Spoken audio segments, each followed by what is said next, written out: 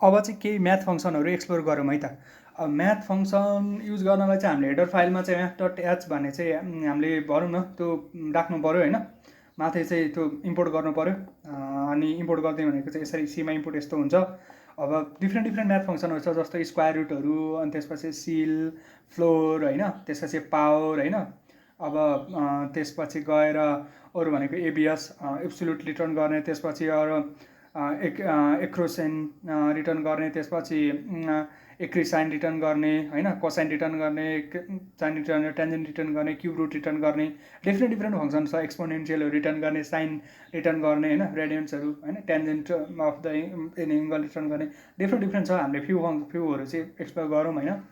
जस्तो चाहिँ नि के गरौँ भन्दाखेरि हाम्रोमा चाहिँ फङ्सन्समा म्याथ.c गरौँ न, म्याथ.c गरौँ। यो गरिसकेपछि चाहिँ नि भनेको यसमा चाहिँ नि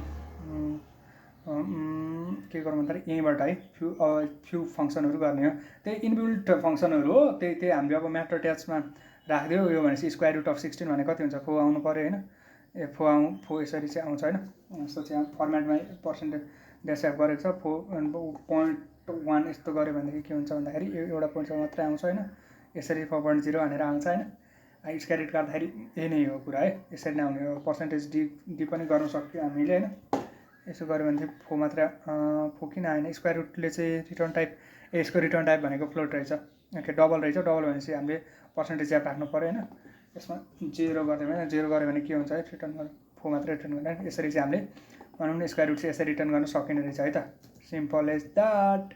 त्यसपछि हामीलाई हेरौँ अब फ्लोर र सिलिङको कन्सेप्ट हेरौँ। फ्लोर भनेको चाहिँ के हो भन्दाखेरि अब म्याथमेटिकल अब हामीलाई थाहा छँदैछ होइन।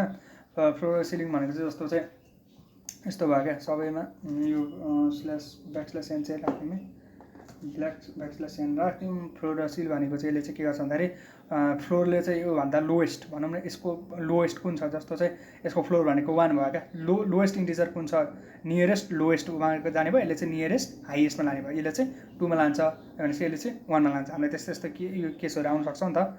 जस्तो चाहिँ अब यसको के गर्नु भन्दाखेरि उनी गर्नु क्या अलिकति राम्रो गर्नलाई फर्मेट गर्नलाई चाहिँ 0 गरिसकेपछि यसले चाहिँ के भन्दाखेरि एउटा नि डेसिमल रिटर्न गर्दैन क्या।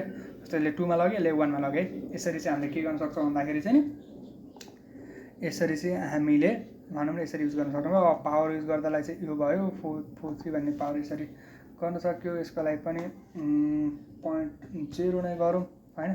यसको पावरमा चाहिँ 4:3 भनेको कति हुन्छ भन्दाखेरि 64 जा कति हुन्छ, 256 हुनुपर्ने जस्तो मानेछु मैले चाहिँ।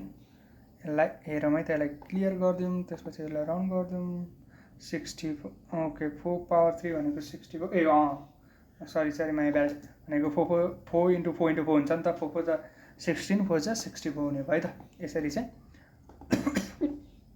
हामीले भनौँ म्याथ फङ्सनहरू यसरी चाहिँ हामीले आफ्नो निड अनुसार चाहिँ युज गर्न सक्छौँ है त। हामीले अब केही क्यालकुलेसनहरू गर्नु पऱ्यो भनेदेखि चाहिँ यस्तो फ्लोरहरू सिलहरू उ गर्नु पऱ्यो होइन, पावरहरू क्यालकुलेट गर्नु पऱ्यो भनेदेखि चाहिँ यसरी हामीले म्याथ फङ्सन युज गरेर गर्न सक्छौँ है त। Simply is that.